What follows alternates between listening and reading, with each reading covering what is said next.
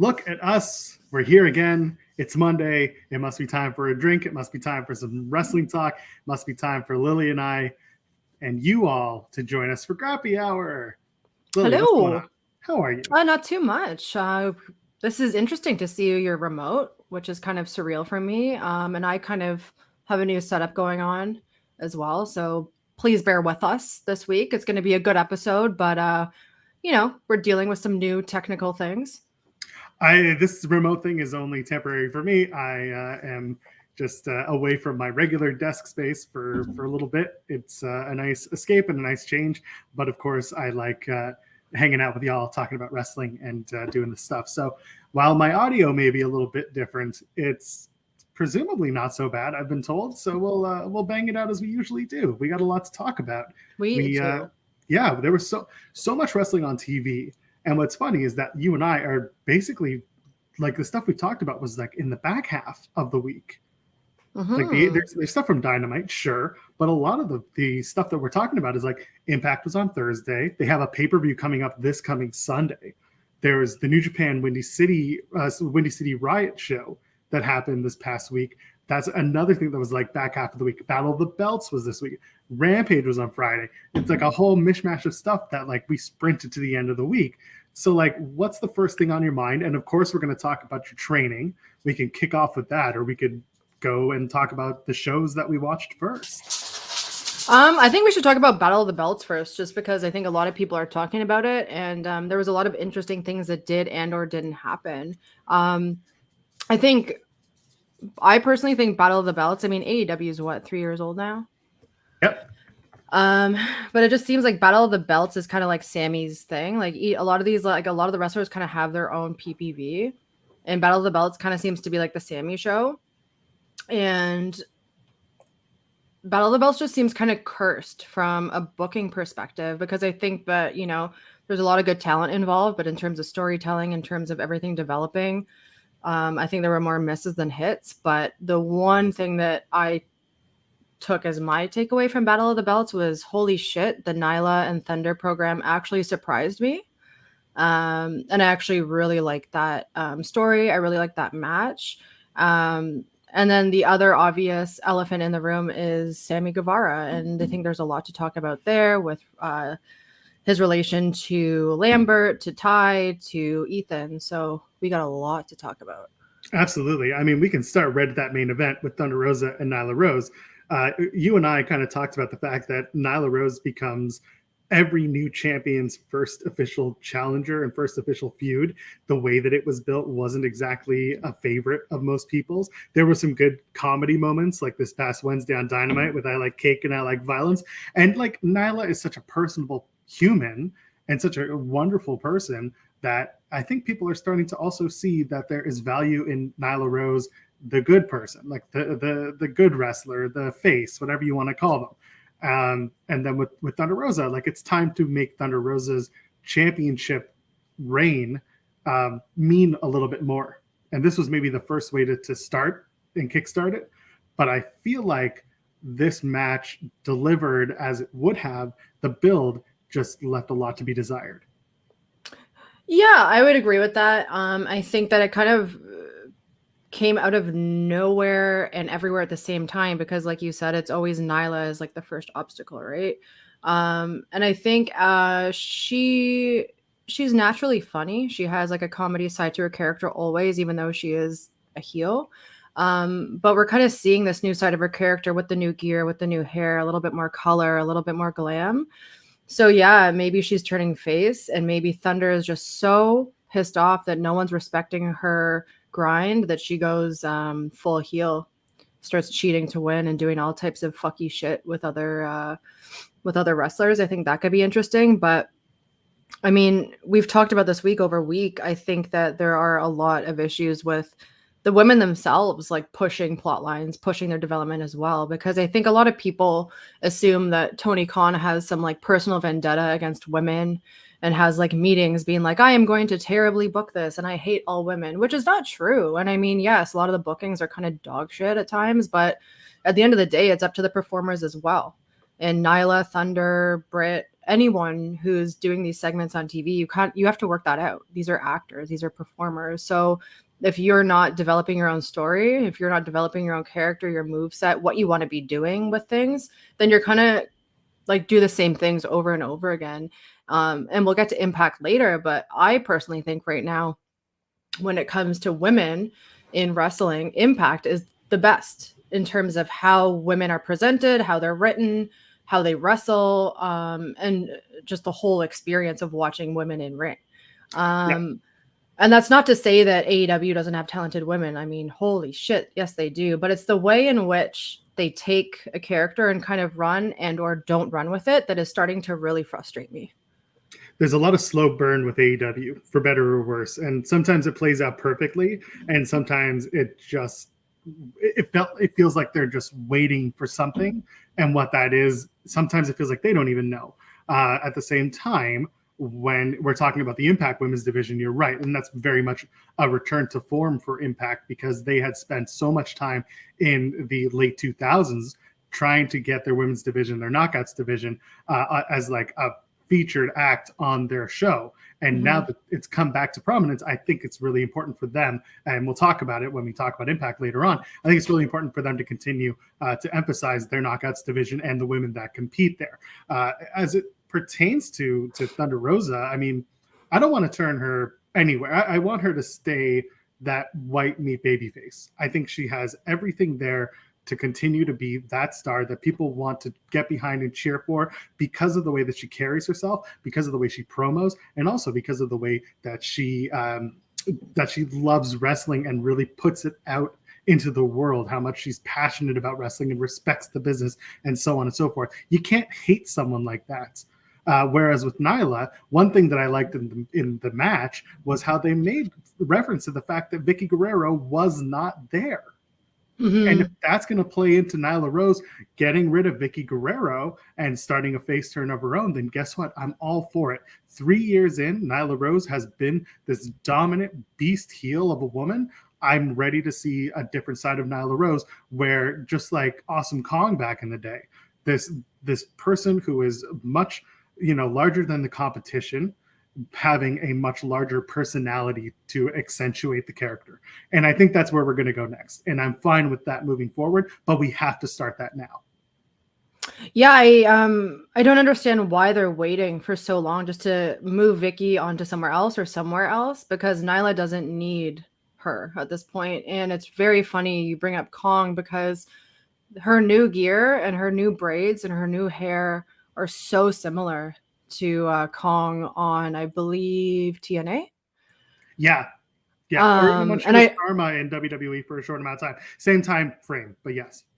So I don't know if that was purposeful or just a coincidence, or a little bit of both, but I was just like, holy shit, this is really good. And I also know that Nyla recently, I forget who the interview was with, maybe it was Fightful, I don't know, said that she's going to be in this business until her last breath.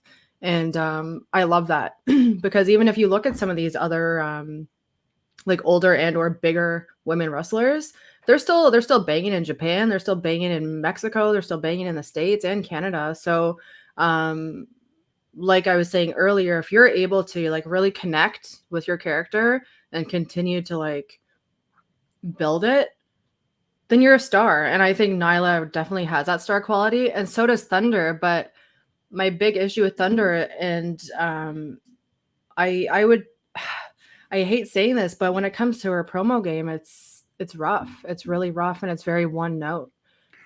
They haven't given her much to work with, though, since winning the AEW Women's Championship. When I see Thunder Rosa in different companies, they're letting her kind of do her own thing and say her own thing. Warrior Wrestling is a good example of that. And you can see, again, the passion that she brings to it. I agree. Sometimes it can be one note, but it could be time for Thunder Rosa to start accentuating different parts of her own character. By the way, it was Grapsity podcast here on Fightful that Nyla Rose said that she would be doing this until her dying breath. She's all over the place, and she was on Grapsity this past week. Thank you for pointing that out, chat. You're absolutely right. Let's move on. We can keep going, because I think like we've talked this a good amount with Thunder Rosa and Nyla Rose where we want it to go. But I think we both agree the match itself was a really, really good match, a strong main event for Battle of the Belts.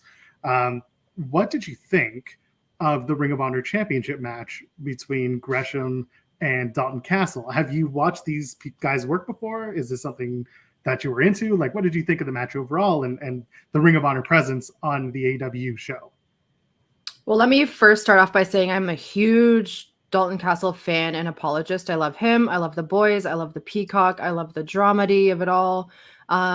Gresham is probably one of, if not the best technical wrestler right now.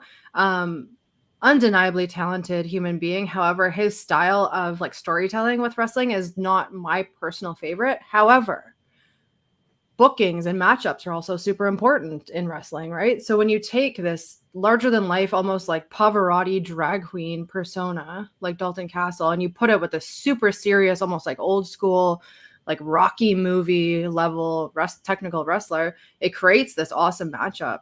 And normally I'm kind of like, okay, here we go. It's another like very technical Jonathan Gresham match, and we know where it's going to go. But they used comedy and they used each other so well, and having like the boys run around the ring kind of cheering him on was awesome. And as everyone who watches the show knows, I love Joshi wrestling and DDT and a lot of Puro stuff. And it kind of gave me kind of like DDT, like comedy Japan moments during that match. So I loved it. I think that, you know, companies need to be kind of careful when they like mesh promotion. So you don't want to do it too much, but you don't want to not do it, but loved it.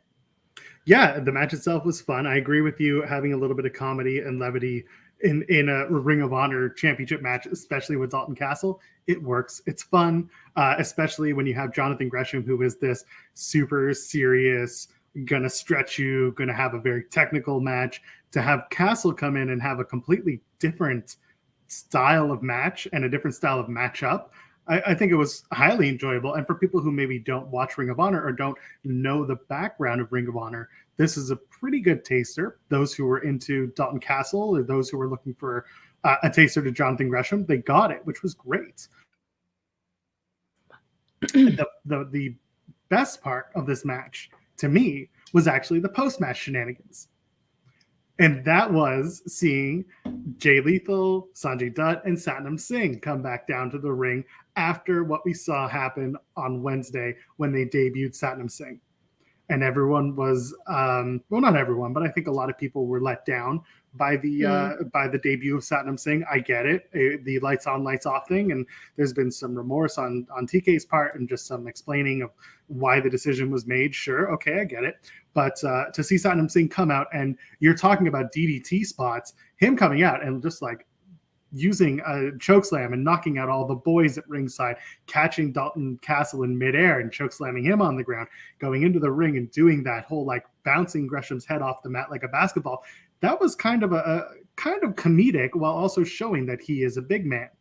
And I was a fan of that. I don't know how you felt about Satnam Singh, not only at Battle of the Bells, but also his debut. Do you have anything to add to all of that madness? I agree and disagree with like what you just said. I think that Tony Khan has an issue of like repeating things, like doing the lights out thing, making announcements about announcements, things like this, which if you do too much, it kind of takes the allure away a little bit. So there were kind of two things going on with his debut, right? Because you just had Minoru Suzuki and Samoa Joe beat the shit out of each other and have an incredible match. One of my favorites of the past couple of months. Very fun match. And then the lights go out and this segment happens. And I think a lot of people were like, oh, like this ruined the Minoru thing. But it was almost like two different like segments. And I don't think that the Singh, is that his name? I don't want to say his name. Satnam Singh. Yeah. So Satnam Singh, his segment was different than Minoru. So I still think that it didn't take away from the Samoa Joe Minoru thing, which a lot of people were like bitching about. But I think that it wasn't the best way to debut it. But then I was thinking from like a production standpoint, how are you going to like hide someone that looks like that to bring them out? Like that's probably the best way to do it, right? So yes and no. There are other ways that you could do it. There are people who were pitching the idea of having him come out through the from the back, or if, not through the ring, but from the side, kind of like where Moxley comes from. Yeah. I don't want to explain how the arena works, but if you know where the ramp is going down to the ring, there's another ramp if you're in the arena that's at the hard camera side. It's not a ramp, but it's this long walkway where production can run back and forth and do whatever they need to do.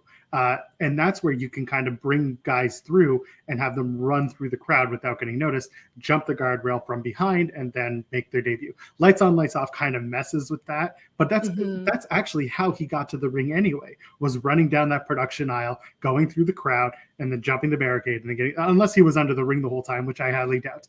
But they could have done it without the lights on, lights off. And that's it. Having Suzuki drop the title to Joe, it made sense because Joe is signed to the company. It made sense because Joe was really had his time in Ring of Honor. It made perfect sense there. And for Suzuki to kind of just drop it and then walk out, kind of felt like a Minoru Suzuki type of thing to do. That's how he leaves every match. Yeah, he left the ring. He lost the match. People are not necessarily used to watching Minoru Suzuki lose, which is fine by me, as long as he'll come back later, and he will. That's just the way it is. And that's like the good thing about losses in wrestling. Like almost 95% of the time, a loss means I'm coming back for more blood, right? So if Minoru's coming back for more blood, I am tuning in. I don't care where it is. And we'll get to his match at Windy City later because, oh boy, that was just more murder grandpa violence. But I think that match went 18 minutes and it was intense. Yeah, it was. By the way, speaking of intense, you can leave a thumbs up on this video while you're all hanging out with us here. Grappy Hour always helps us. Share it along with your friends. Tell them about the show. And if you want to donate a super chat, you're more than welcome to. We'll read your question, your statement on the air. And on top of that, it helps support us here at Fightful Overbooked because we are self-funded. Self-sufficient, self-funded. You get what I'm saying. It's a new word. Yes, I use the word self-funded now. All right. I guess we have to talk about the opening contest from Battle of the Belts. It's snowing now. Sorry, I'm distracted by a snowstorm that just came out of absolutely goddamn nowhere. So before the show, I was telling you, so we're about 30, 40 minutes apart by drive right now. Normally we're closer. And next thing you know, I'm saying it's snowing here. And Lily's like, no, it's not snowing where I am, but it's been snowing where I've been for the last hour. So you're just catching up. Good stuff. Anyway, let's talk about the TNT title match. Let's talk about Sammy Guevara taking on Scorpio Sky, and just the overall, the everything. That was a lot. There was a lot going on in this match. A lot going on after this match. A lot of feelings. A lot of Sammy wins. Now what? And what are your thoughts coming out of this? We have a new TNT champion. His name is Sammy Guevara for the third time, and he kisses his girlfriend in the video in the picture. So clearly there's something ahead, right? Got to be something, a turn of some sorts, right? Has to be. Well, let me just start by being positive because there's just so much negative to say here. Let's give a huge pat on the back for Ethan Page because holy shit, that was such a good promo. After, I don't know if it was aired, but they did one of those exclusive scenes on the AEW YouTube. And I think that they could have cut it a little bit, but that promo was amazing, man. Yes. I really want to see American Top Team just disappear and turn into something else. I don't think that Ethan or Scorpio even need to be together. I think that they could both just go for the TNT belt on their own or go for the championship belt on their own. I think that, because Cody left kind of abruptly, there was a lot of plot lines left over with him and Brandy. And because they left, they were kind of oh shit, what do we do with all this stuff? And to me, it kind of just seems like leftover recycling Cody Brandy kind of plotline stuff that they kind of just have to wrap up because of logistics with other talent, with other plot lines, touring, blah, blah, blah.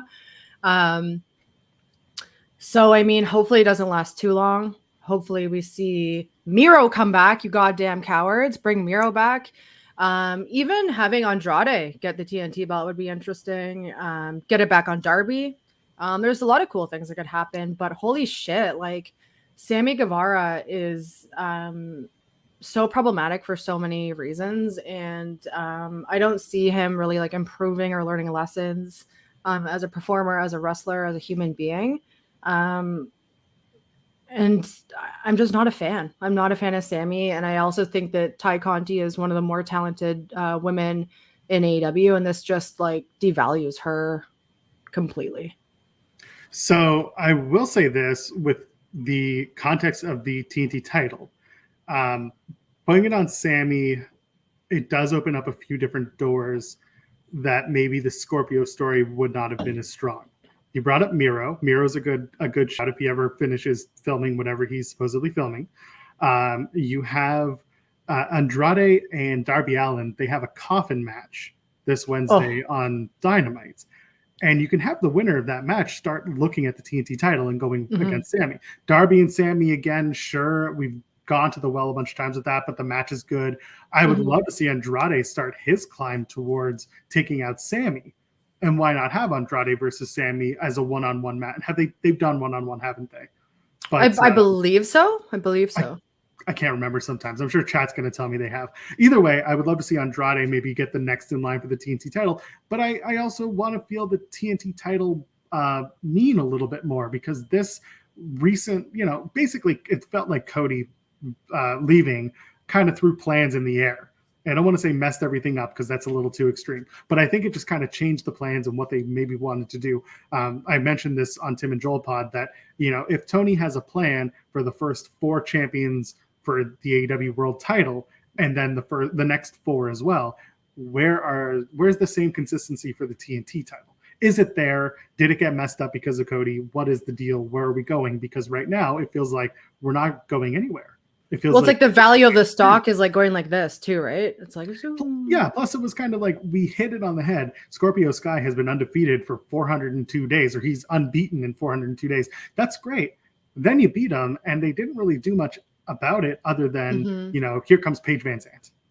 And it didn't feel like there was enough about it wasn't about Scorpio. It was about Ethan Page and Paige Van Zandt versus Sammy and Ty. Well, even the American Top Team stuff, like I love a spicy like contrarian promo from Dan Lambert when it's done right, which it rarely is. Let's be real. But that whole plot line is just like such a mess. Paige Van Zandt's better than that. Ethan Page is better than that. Scorpio Sky is better than that. Ty Conti is better than that. Like it's and like I said, I feel like Cody leaving kind of forced certain plot lines to continue that like maybe shouldn't have even started in the first place. And, when you have so many moving parts like you do in AEW or any promotion, it's not like you can just be like, okay, let's like cut this. You have to like make things connect to each other through other stories, through other bookings, so everything else doesn't fall apart. I mean, Sammy as a face or a heel doesn't make sense, but I could see Ethan Page and or Scorpio going either way. So maybe they just stop being assholes, right? How do you book a Sammy and Ty, not Taya. How do you book Sammy and Ty Conti versus Ethan Page and Paige Van Zandt, knowing that both sides, like, people are going to cheer Ethan Page over this? They have to, right? Like he's so good, you can't help but like him. I don't know how you book something like that. Yeah. And even Paige, it's like, what's your story? You're just like the chick that randomly comes in and like does what? Well, like, what's your story? She's going to be the MMA badass who had enough of whatever wrestling divas are doing, and that's going to be her whole thing. Like Ronda Rousey right now? I mean, in some ways, maybe, but I don't know. I look forward to seeing what she says, maybe this Wednesday on Dynamite or maybe on Rampage, whatever it is. Let's get to a quick super chat from Ryan Sullivan. Thank you. I said this in the normal chat, but it deserves a super chat. Joel looks like Eldon Henson. He played Fulton in the Mighty Ducks and Foggy in Daredevil. Now that's a deep cut. That is a deep cut. I'm going to have to look that up soon enough. But thank you for the super chat. Y'all can donate a super chat down below. It's that little $ gimmick. And we'll continue to Joel needs diet soda funds. Yes, I need that right now. It's ginger ale. Very nice. Simple. It's medicine. That's medicine. We forgot to talk about our drinks, but what are you drinking? This edible drink, it's actually really good. I gave one to RVD the other week and he didn't want anyone's shit except for this. So this is now Lillie and RVD approved, only available in Ontario, Canada. And it's delicious. And he downed one of those things too. Right before his match, I was like, he can handle it. Like, he can handle it. Watched him stretch himself out because he was so loose after drinking that whole can. He was. Well, then gone. when we were leaving, Decker was like, bye. And he was like covered in blood from this death match. And I was like, bye.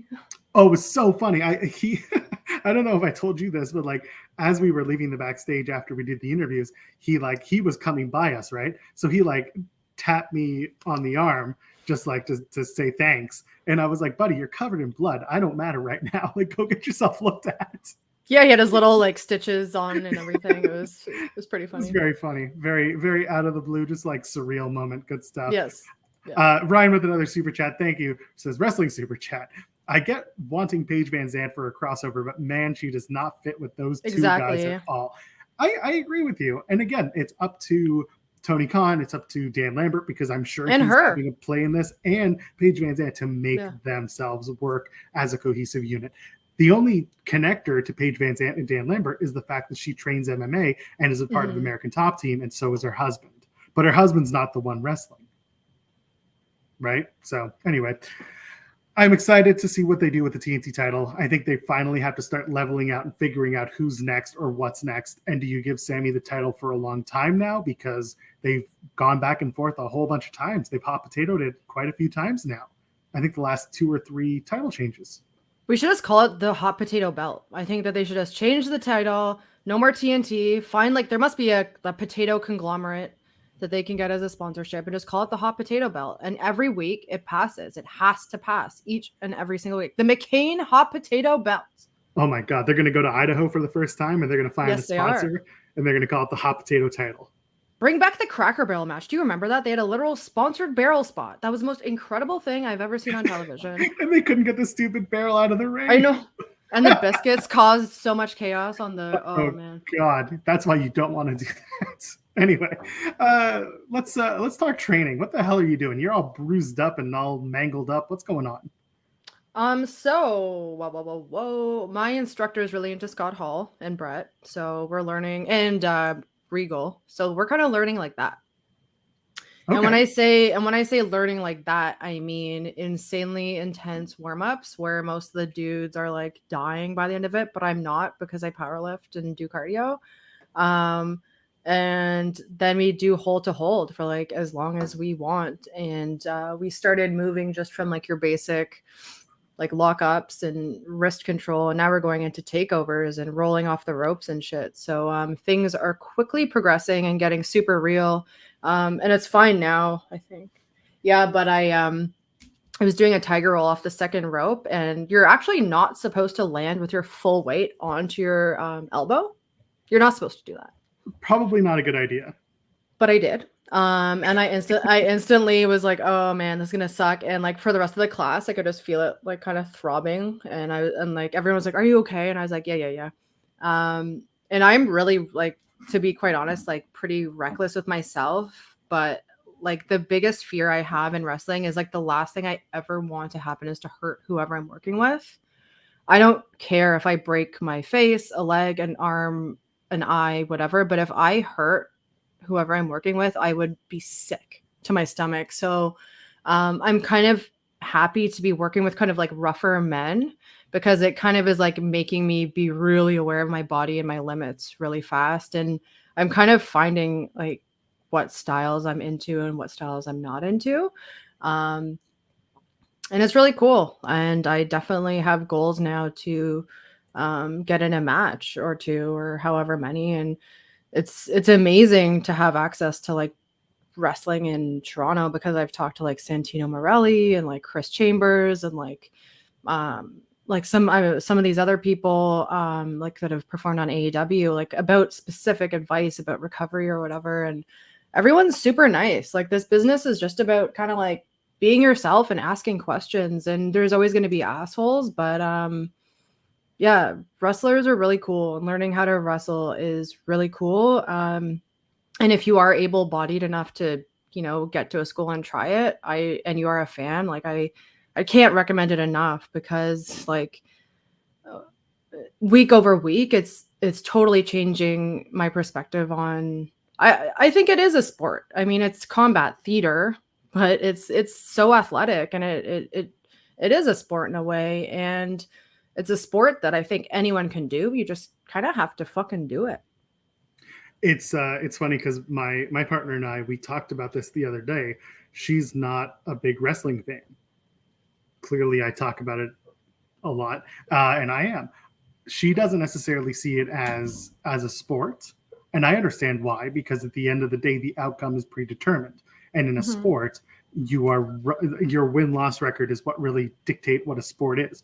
We both agree that the athleticism is there, the acrobatics are there. It has everything that is involved in exertion and exercise and the sports aspect, but it's not a sport because the entertainment factor is there, and you're trying to do everything you can to make the hurt look believable and to make it seem like you're injuring each other, when in reality we know what wrestling is, right?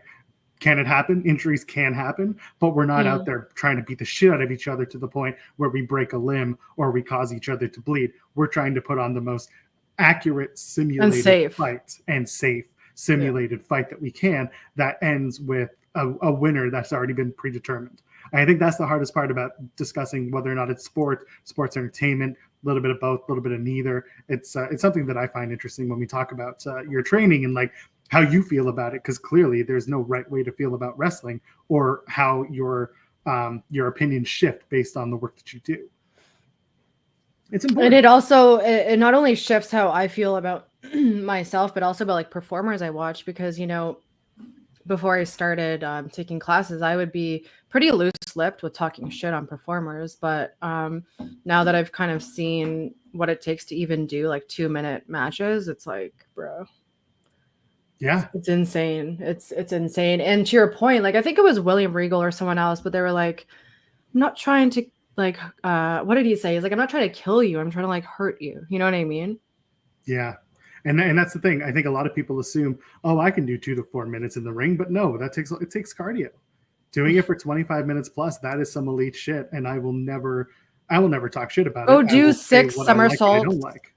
Yeah, go do 6 somersaults front, then back, then side to side in a bouncy ring, and get dropped on your head and jump off ropes and run. Like running the ropes is actually one of the, I think that's probably the most exhausting like drill we do, is like we have to run the ropes like 10 times back and forth, like full, like at your full speed, which everyone has a different speed, and you learn a lot about like the mechanics of matches too, right? Like let's say you and me were running ropes.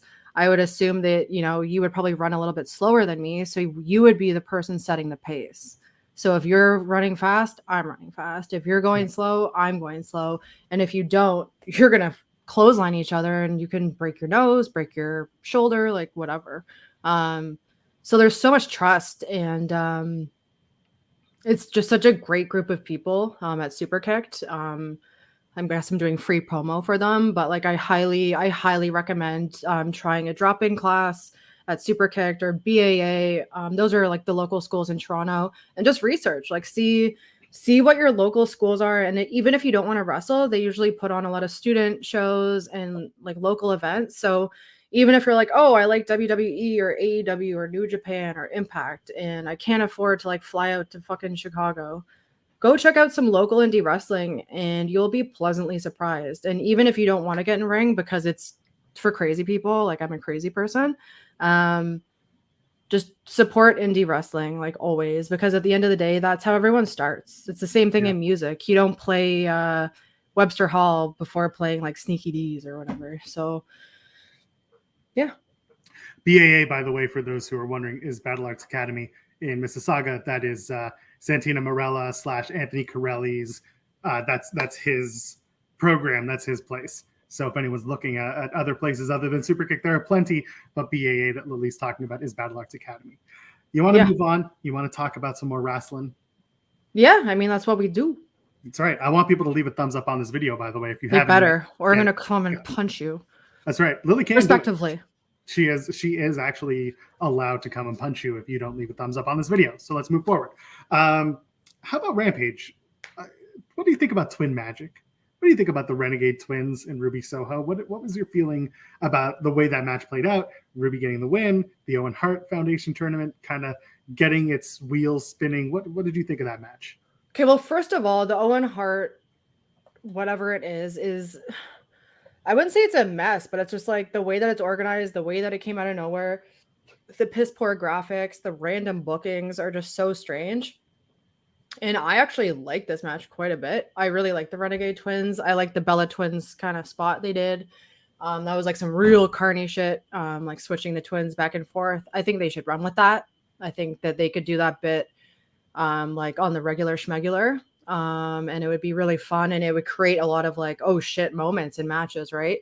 Ruby is a very interesting woman for a lot of reasons, but one being that she has worked in so many promotions, from like your Beyond Wrestling, GCWs, all the way to like the Fed, right? So she's probably learnt wrestling and trained with like, honestly, probably hundreds of people throughout her life. And when you do that, I personally think that it kind of muddies like your style. So I think that Ruby's an amazing wrestler, but I think that she has a lot of unlearning from the Fed to do, because I see her kind of going through the motions sometimes in her matches. But the finisher that she did on this was way better. I really wasn't liking that like spin kick that she just can't land properly. She's also really tiny, right? So like if you're going to do a kick move, it looks way better if you're like a bigger woman, like even like me, who's not super big, but I have muscles. So if I'm going to kick someone in the chest, they're probably going down. But if it's someone like Riho or Ruby kicking you, I'd be like, okay. You know what I mean? So I think that Ruby, you know, she just has to like, she doesn't have to do anything. She can do whatever the hell she wants, but she just has to unlearn, I think, things that are with WWE style wrestling versus AEW style wrestling, because she has it all. She's got the look. The crowd eats her up. She, you know, loved like the tank girl, kind of like spunky person, but she's not a heel. She's still a face. I like everything she's doing, but I just see that she's kind of like a little squirrely in the ring, and I want to see kind of like a cleaner move set from her. It's really interesting that you bring up, you know, the idea that some of these wrestlers have to unlearn maybe what they had in WWE, what WWE taught them as they come into AEW. And I like this. I was just thinking about this. Is there a possibility that some of these wrestlers who are coming in from WWE to AEW are getting similar but different presentations, and as a result, they feel like because they've got the big cheer, they're automatically recognizable because of WWE. Therefore, what they learned in WWE is what the fans want to see from them. And it's not necessarily about changing their style. And I'm not saying that's right or wrong. I'm more wondering if that is something that maybe people like Ruby Soho are kind of working through their brain as they get acclimated to a different style of wrestling, because the WWE women's style is different from the AEW women's style, which is different from Mission Pro, GCW, so on and so forth. And I would like to see whether or not that is part of their mindset growing into the roles that they have in the companies that they're working for. And by the way, I'm seeing it in the chat. They're talking about, you know, Ruby can have two finishers. It's true. And the Blade Runner, the one that she's doing now, is a really good finisher for her size. I agree with you on that. It's a DDT into the goddamn mat. Like, you're not getting out of that, versus a kick that like barely lands. Like, I mean, sometimes she gets it. It's a tough listen. Sometimes it's just tough to make it look good. I've seen way too much daylight in kicks sometimes. I've been taught that if you can't 100% land the move you're going to do, especially if it's your finisher, just don't do it. Yeah, that, and it has to be done. You have to be able to do it on everybody. Those are like the two cardinal rules when it comes to those finishing maneuvers. And you're right, and that's what you learn, and that's the way it is. Sometimes you hit it, sometimes you don't. And I think maybe I don't know. Regardless, the way she did it, the Blade Runner works for me. Oh, I love that finish actually a lot. Yeah, so that was good stuff. I like seeing Ruby Soho back on my screen. I like seeing her wrestle. I like that she can teach some of the younger talent, like the Renegade sisters and the Renegade twins, different styles, and give them a little bit more reps on TV. I like that. And clearly they're doing well at Nightmare Factory on the indies too. They've been training with Thunder. I think they trained with Dustin for a bit, and some other people as well. So they clearly really love the industry, and they're having a lot of fun. One thing I would like to comment on about the Renegade Twins is that I'm not too sure about them as characters with their choices of like gear and clothing. Like I get that they're like the bad girls and they're twins, so they like dress similar, but I'd like to see just like a little bit more like detail and development with what they're wearing, because it does kind of look like street clothes, which could tell a story, but I don't see the story there yet, and I'm curious to see where it goes. Yeah, I think we're still very early days because that whole the twin thing was very new. I hadn't seen that in AEW with these two, with the Renegade Twins. I would like to see them do more of that. I didn't love the fact that the Twin Magic, as they call it, didn't win the match for them. But I think that they will eventually start using it to win matches and, you know, assert a little bit of dominance in the women's division, maybe get themselves into, I don't know. I don't know if they're going to do a women's tag team thing again, but if they did, I would like to see those two dominate the women's tag team division that maybe gets set up down the line. And I hope Riho's recovering well. I really want to see Riho back and Yuka as well. There's so much Japanese talent, Joshi talent, and we might see some of that because of this new DDT New Japan deal as well. I'm looking at the other notes from these AEW shows, like the MJF Wardlow program was awesome. I really like that with Sean Dean. The Texas Death Match was a Texas Death Match. I like the little ECW nod. What do you mean the ECW nod? Don't you mean the nod to Easter? Because the crown. I'm a Jew, so what do I know? So am I. It works better. It works better when we can talk about it. Yeah. Listen, enough people got their jokes off on that. Listen, that was a good match. I enjoyed the Texas Death Match.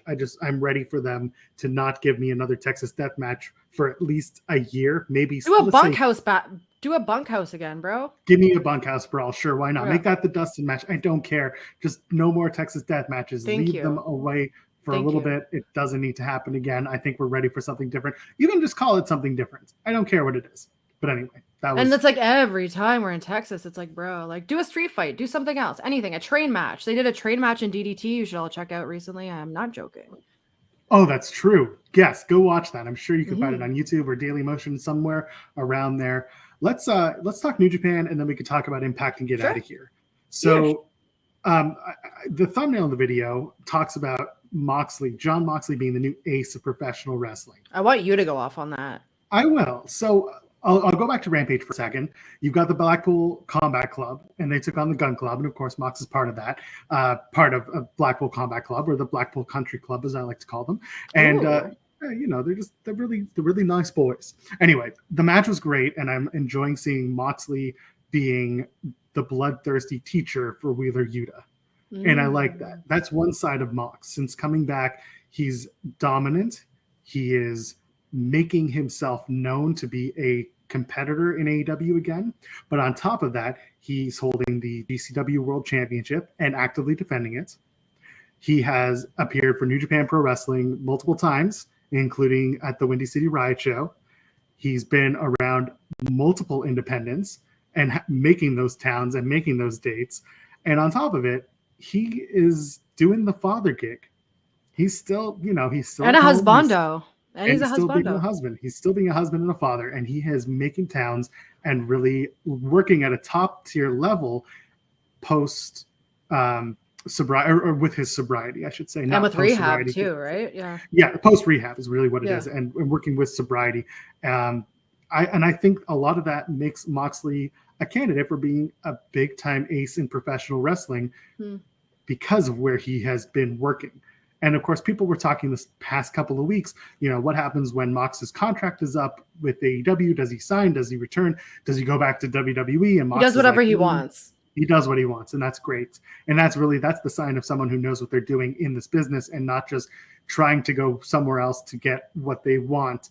Mox knows what he wants, whatever it is. But also, again, and that's not a shot at Cody, because I think Cody's advantage to going back to WWE was very much about getting larger media expansion and what's the word experience and opportunities. Whereas Mox, he's a wrestler through and through. Cody's character makes more sense in WWE, in my opinion, as well. The entrance, the costume, the story, it just makes so much more sense with that product. So I can understand why he was kind of like going through the motions, like being like, should I stay? Should I go? For sure. Yeah. So this is going to be even more important in June because, like they're pointing out in the chat, at the end of the New Japan Windy City show, Moxley called out Hiroshi Tanahashi. Tanahashi is, of course, known as the ace of New Japan Pro Wrestling. So the Capital Collision show is coming up. That's going to be in Washington, D.C. And if Mox defeats Tanahashi, there's really an opportunity to call him the ace and an opportunity to have him go on a bigger tear in New Japan Pro Wrestling and show the world that he is continuing to build his resume as the guy. And like at this Windy City event that just happened, he kind of brought back the Death Rider character too, right? So it never really left. He's never had it in New Japan unless he's never had it in AEW unless it had New Japan connotations. It was always like a division of characters, which I appreciate. As long as they kind of marry the two together when the two companies work together, then that's really important to me as a fan. Other people might be like, I don't care as long as he's there and doing his thing. And it does make sense because, Moxley seems to be very in control of his contracts and like what he does and doesn't do. And maybe he did work out something where he's like, I'm going to be wrestling for X amount of years. These are the contracts. And near the end of my career or near the beginning at the end of my career, I do want to focus a lot more on, Japanese matches and go back to my Japanese roots and work. And let's not forget that Mr. Hangman Adam Page is also a big deal in Japan as well. And we really saw that come. That was a very Puro style match, that Texas death match. It was hard strikes, fast paced, like very, very like New Japan kind of feel to it. But going back to Mox, my only concern, because I really don't have too much to add to what you're saying, because I do agree with it, and I think it's a huge possibility, is that he is a father, he is a recovering addict, he is a husband, and these matches he's doing are no joke. These aren't like WWE like jackass promo matches. These are like hard hitting. Hold on, put some respect on that match. That was a damn good match for Sami Zayn. Oh, it was great, but it was silly. It was very silly. Yes, it was silly. I know what you're saying. You're saying his presentation is very serious in wrestling. Yeah, and like this Windy City match, like I just rewatched it today because it was such a crazy card, and Fight was all fucky and blah blah blah. It was so bad. Fight, and they're not issuing refunds. Like one of my friends hit them up and they're like, email us. He emailed them and then they just like ghosted him. Yo, that's not good. If that's what's going on, not a fan. It's like Triller all over again. I haven't heard any experiences. I listened to The Weekender with Steven Jensen on Fightful Select, and he went off on Fight, rightfully so, because for those who were looking for the English commentary, they weren't able to hear. Yeah, you got to wait till the VOD. And like Kevin Kelly and Matt Raywalt are a good tag team when it comes to commentary. And if you rely on English commentary like I do to accentuate the matches in the story, and you don't get that, and you're not stuck, but you're watching the Japanese commentary, which is different, that you can feel the emotion, but you can't understand it. That's tough.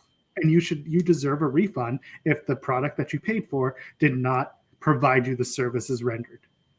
And the way that the licensing is kind of split with New Japan in the States and outside of the States is that English speakers will not be able to actually get the New Japan HD English subtitle stream for a while, I think till May.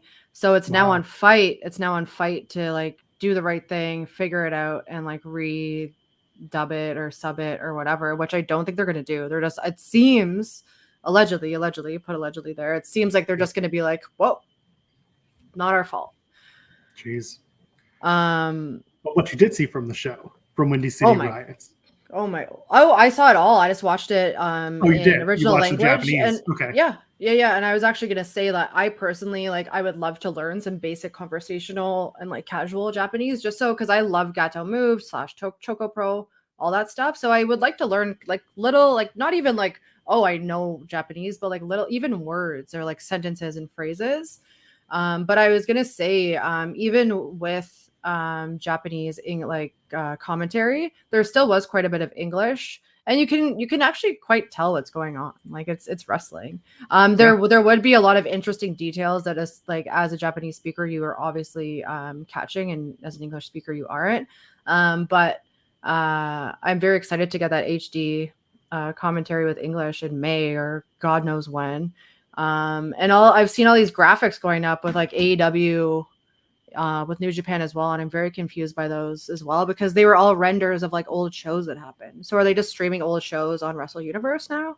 No, so on New Japan World, they've set up a new deal where there is commentary. They're going to put Japanese commentary over Dynamite and Rampage. Oh, awesome! And that started a couple of weeks ago, and awesome. I believe it's weekly shows, like it's the current weekly product. I want to say they do other countries as well. I know India, Brazil.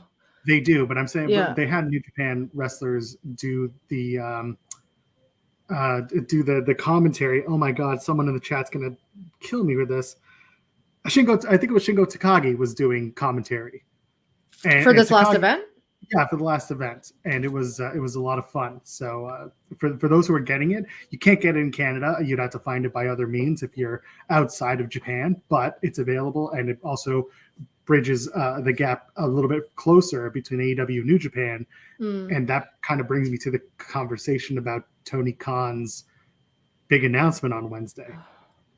I know nobody likes announcements about announcements. That is the most cursed graphic ever. Like anytime I see that cursed Tony Khan makes an announcement graphic, I get an instant like pressure headache like in my temples because like I work in media, I work in marketing, advertising. I used to work in film, TV. Dude, just do a press release. Just do a press release or just do the announcement. Like you're just, And yeah, hopefully it's some Japan stuff. I hope it's a Japan announcement. I hope to Sounds very much like they're going to do that. And you know what? If it's going to hurt you. In Chicago. There we go. I'm just going to toss this up every week now. Oh. Just so you know it's there. Here, I'll do the 90210 headache pose. Perfect.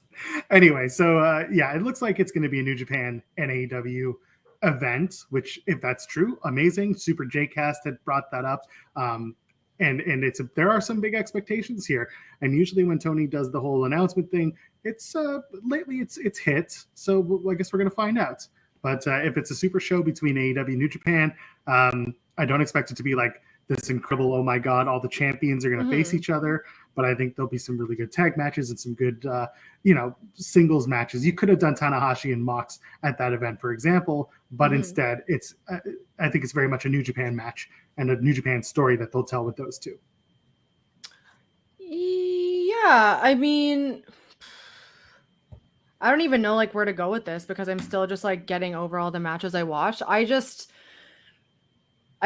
love that this opens the door for more New Japan events to happen because I think a lot of people are going to sink so much emotion and investment into like, oh, this is like the New Japan AEW debut. And they're going to be like, this is the craziest thing ever. And it might not be. I think it will be an incredible event. But I think the more important takeaway here is that this is now creating a start to like more Japanese talent coming over, maybe ending up in Impact, maybe ending up in GCW, maybe ending up in ROH. Like there's so much stuff now happening. I'm gonna say that I'm gonna have lower expectations for this AEW New Japan first event because it's a learning curve. It's like the first time you like play a show or do a photo shoot or whatever. It's awkward. So I am a little worried because I'm like very like almost protective of like Japanese wrestling and feel like it really deserves that like extra attention to detail and honor and respect because that's kind of what it's all about. Whereas American style wrestling, it's still serious, especially ROH. But it's a little bit more like goofy and like carnival-y. So I just hope it goes well. I'm seeing the chat kind of tossing out some ideas, and they're good ideas. Punk versus Tanahashi is a good match. Danielson versus Okada is an interesting match that I would enjoy. I have Maki Ito. Yeah, like Maki Ito doesn't fall under the New Japan banner, right? Because that's she's DDT, yeah. She's DDT, yeah. She's Tokyo Joshi Pro versus Stardom. So we'd have to bring over some women from Stardom to do Starlight Kid or something. Yeah, exactly. But the idea of Danielson and Okada, I would actually do maybe Blackpool Combat Club against members of Chaos, and I would getting Yuta involved. Yeah, like you do a 6-man with Danielson, Mox, and Yuta against Okada, and it could be Hiromu and whoever from Chaos. I'm also not up on who's in what faction in New Japan these days, but you can do something like that. Have the House of Evil versus Best Friends. You're welcome. House of Torture. That'd be Anyway. absolutely incredible.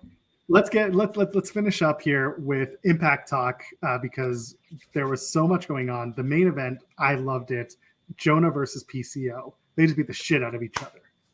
PCO just seems like such a lovely man, and he did this spot. You'll maybe know, maybe chat will know, but he died, and then he was brought back to life on a stretcher, and I almost peed my pants. I just love PCO. I love Jonah. I'm so happy that they're both everywhere right now, making that money, getting over. And PCO is a Canadian Frankenstein, so you gotta love him. And the man is ageless. He looks great for his age. He's in his 50s. Crazy bumps too.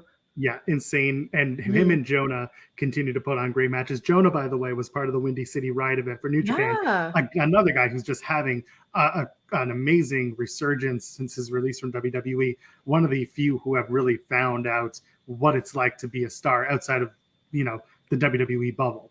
Can I go on a little ramble? Yeah, sure. Why not? So we're talking about... Now. Oh, yeah. So the thing about the Jews is... That's right. So Morrissey, Impact, comes back. He does this speech about, having a seizure due to alcohol withdrawal at the same venue, right? And now he's back. He's clean. He's sober, and I was very moved by that.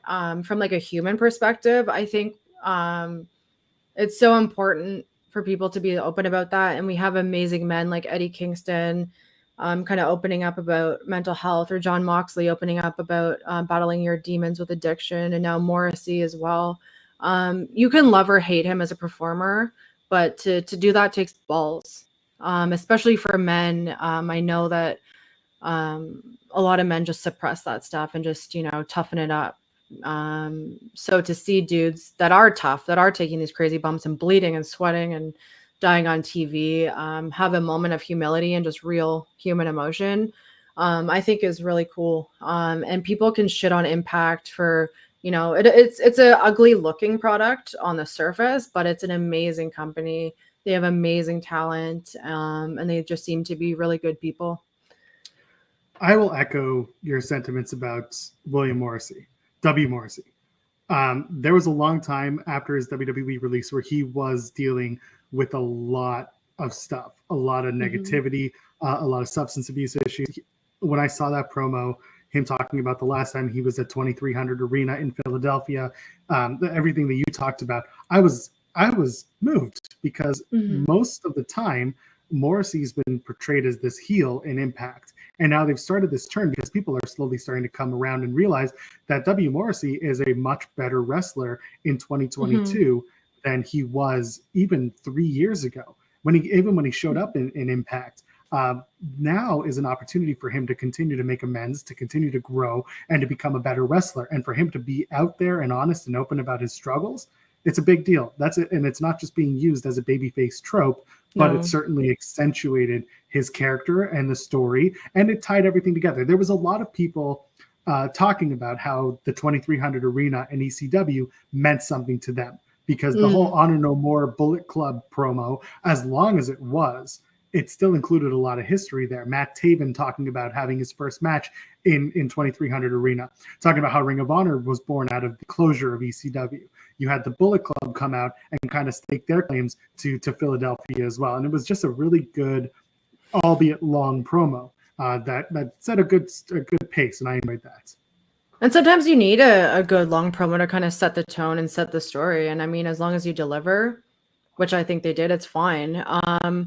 And I really enjoyed Willow and Deanna as well. And I hope to see both those women walk the bridge over into AEW and start causing so many issues with the women there, because I think that it will really invigorate a lot more plot lines, and it will just kind of kick the women into gear to kind of bump a little harder, go a little faster, and really develop as individual performers and characters, because I'm not here to shit on anyone. At the end of the day, wrestling is subjective, and this show isn't about let's talk about matches we hated. We're here to talk about what we liked and things that we don't like and how they can, maybe be better in the future. And I'm just so excited for Willow Nightingale, and Deanna just continues to dominate. like absolutely dominate. And she's someone that I watch and study a lot. So I really want to see her in AEW. I know Britt Baker and her have been, talking and talking. So I think that would be a really, really good matchup. Well, Britt and Deanna have been friends for years. So that's always helpful. I also want to put over Tom Hannafin and Matthew Raywalt as a commentary team, because one thing they said going into that the Ring of Honor Women's Championship match, the champ match, was how Willow had challenged before Mercedes Martinez at Supercard of Honor, and this was an opportunity for her to maybe win Deanna's Ring of Honor Championship and set up a rematch between Mercedes Martinez and Willow instead of Deonna Purrazzo and Willow and Mercedes Martinez down the line. So they were plugged into the products. They were putting over the right things. Again, when English when commentary period tells the story well, it gets me invested to the characters. Also, I'm enjoying what I'm seeing with Decay trying to get at Tasha Steelz. I'm enjoying this Knockouts Women's Championship build. There's some good stuff going on here. Yeah, and Tasha's like continuing to like change up her look and like add in new moves to all of her different matches. She's getting really good with all these like backstage, like cinematic-y promo bits. I really liked the WrestleMania bit where you got to see Gail Kim go in some of her classic iconic looks. There's a lot of amazing things going on, and not just the women's division. The whole company has so much going on. And I guess like I'm a Impact mark, but so be it. The main event for Impact, Rebellion, is coming up this Sunday. It's Josh Alexander, who is one of our local guys. He's going to take on Moose for the Impact World Championship. This is a match that's had about 6 months almost worth of build. Put the damn belt on Josh already. It's time. And you know what? A lot of people got upset with me back in October when I called the whole Moose is going to win the Call Your Shot Gauntlet, Josh is going to win the Impact World Championship, and then Moose is going to call his shot that night and win the title, blah, blah, blah. I didn't expect it to go on this. Actually, I expected it to go on a little longer, but I think they've played it out long enough that it's time for Josh Alexander to beat Moose, who has been dominant for the last little while as Impact champion, and really start the push for Josh Alexander. New championship, new championship title reign, new contract, and just a renewed sense of character for Josh Alexander. He's not just the guy who kicks people's ass, including his family, and it actually helped kind of expand on the Josh Alexander character a bit more, and I appreciated that. That spear his wife took was awesome from Moose the other day. Yeah, absolutely crazy. And they happened. That happened at Destiny Wrestling in Mississauga here in Ontario. So there you go. So I'm looking forward to it. Impact Rebellion's this Sunday, April 23rd, I believe it is. And go catch it. It's going to be a fun show. Y'all have to go watch it. Impact is good. Impact is fun. We swear. It actually is. The Fatal 4-Way was really good too. Which one? Oh, who was in the Fatal 4-Way again, babe? Savannah Evans. Oh, Inspiration. Influence. Yeah. Thank you. Yeah. That was from a few shows ago. And Rosemary. Yeah, Rosemary was doing all types of crazy, spooky things in that. It was really good. Women are really enjoying just tackling each other lately, just like line back like style, like tackling each other, and I'm so here for it. Seems to be the way. Let's go tackle our way out of here. We got to go home. We got to do our thing. I'm gonna go hang out with Naomi. There you go. Lily, where can the people find you on the internet? Find me at Lillie Z on Twitter. And then once you're there, you can find pretty much all. I have the same name everywhere. And leave me a hello anywhere you want to. Drop a thumbs up here over at Fightful Overbooked and on this video. And if you're listening in the audio realm, drop us a 5-star review. It gets us a little bit closer to getting your friends in our ears and in your ears and sharing this whole stuff around. We appreciate you all for tuning in every week with not Grapsity. This is Grappy. Wow. Buddy, I am tired. Let's get out of here. I'm at Joel Pearl, JOELPEARL. Ladies, gentlemen, friends beyond the binary, enjoy your time. We'll see you next time.